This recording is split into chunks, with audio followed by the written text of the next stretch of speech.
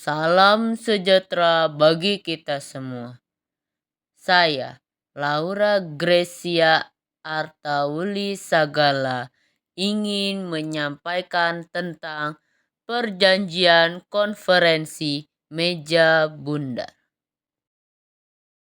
Konferensi meja bundar KMB dalam bahasa Belanda, Netherlands, Indonesiske Rodentafelconferentie diselenggarakan di Den Haag dari tanggal 23 Agustus hingga 2 November 1949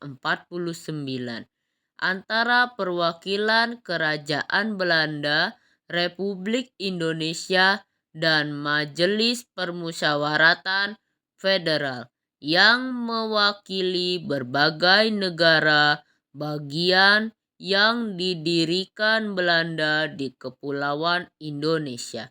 Sebelum konferensi ini, ada 3 pertemuan tingkat tinggi lainnya antara Belanda dan Indonesia telah berlangsung, yaitu Perundingan Linggarjati pada tahun 1947, Perjanjian Renville pada tahun 1948, dan Perjanjian Roem-Roijen pada tahun 1949. Konferensi ini berakhir dengan penyerahan kedaulatan kepada Republik Indonesia Serikat. Konferensi meja bundar KMB dalam bahasa Belanda, Netherlands, Indonesiske Rodentafelconferentie diselenggarakan di Den Haag dari tanggal 23 Agustus hingga 2 November 1949 antara perwakilan Kerajaan Belanda, Republik Indonesia, dan Majelis Permusyawaratan Federal yang mewakili berbagai negara bagian yang didirikan Belanda di Kepulauan Indonesia. Pada tanggal 23 Desember 1949,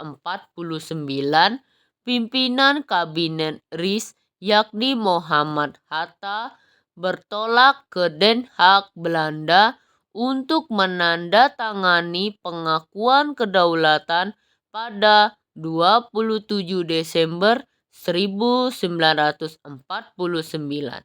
Pengakuan kedaulatan Indonesia diadakan pada 2 lokasi, yakni di Den Haag, di mana Indonesia diwakili oleh Muhammad Hatta, dan di Jakarta yang diwakili oleh Sri Sultan Hamengkubuwono ke-9.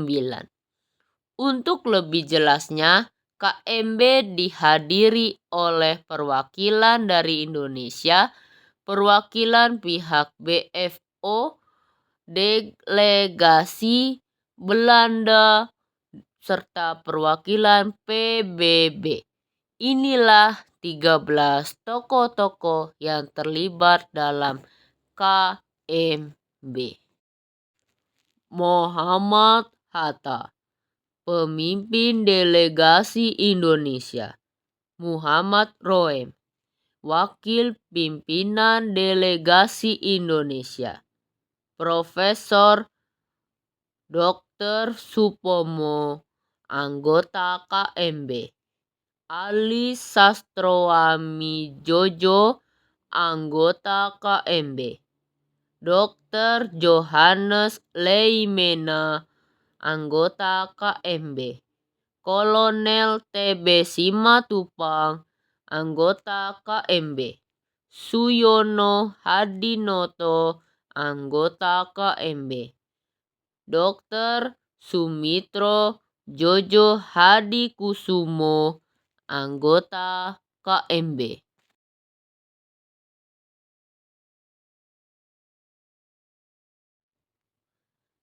Abdul Karim Pringgodigdo, anggota KMB. Dr. Muwardi, anggota KMB. Sultan Hamid II, pimpinan delegasi BFO, Bijen Komsat for Federal Overleg, yang merupakan kumpulan negara federal bentukan Belanda di Indonesia. Johannes Henricus van Maarseveen, Menteri Wilayah Seberang Laut dan pemimpin delegasi Belanda. Tom Treadley, perwakilan Komisi PBB untuk Indonesia atau United Nations Commissions for Indonesia, UNCI. Peristiwa ini menghasilkan beberapa perjanjian antar kedua belah pihak. Adapun isi perjanjian konferensi meja bundar adalah sebagai berikut. Belanda menyerahkan sepenuhnya kedaulatan atas Hindia Belanda kepada Republik Indonesia Serikat dan kedaulatan itu tidak dapat dicabut kembali. Penyerahan kedaulatan dilakukan selambat-lambatnya pada 30 Desember 1949. Masalah Irian Barat akan dibahas 1 tahun dari penyerahan kedaulatan. Selain itu, RIS dan Kerajaan Belanda terikat dalam hubungan Uni Indonesia Belanda yang dikepalai Ratu Belanda. Kapal-kapal perang Belanda akan ditarik kembali dari Indonesia dengan catatan bahwa beberapa korvet kapal perang kecil akan diserahkan untuk RIS. Untuk menindaklanjuti konferensi meja bundar, akan diadakan pemilihan Presiden RIS pada tanggal 16 Desember 1949. Sementara itu, pelaksanaan perjanjian konferensi meja bundar menetapkan Insinyur Soekarno sebagai presiden terpilih RIS dan dilantik pada 17 Desember 1949. Kemudian di tanggal 20 Desember, Presiden Soekarno membentuk kabinet RIS dengan Muhammad Hatta sebagai menterinya.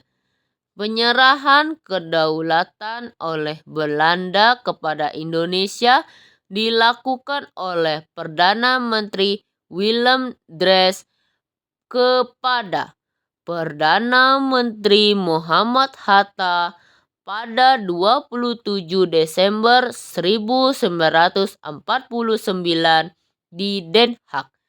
Naskah kedaulatan ditandatangani oleh Ratu Juliana dan Menteri Amja Sassen. Kemudian penyerahan kedaulatan juga dilakukan di Jakarta oleh Wakil Tinggi Mahkota Kerajaan Belanda AHJ Lovin kepada Sri Sultan Hamengkubuwono ke-9 pada 27 Desember 1949.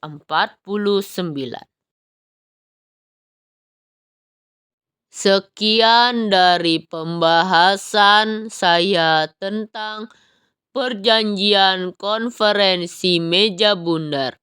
Sekian, terima kasih.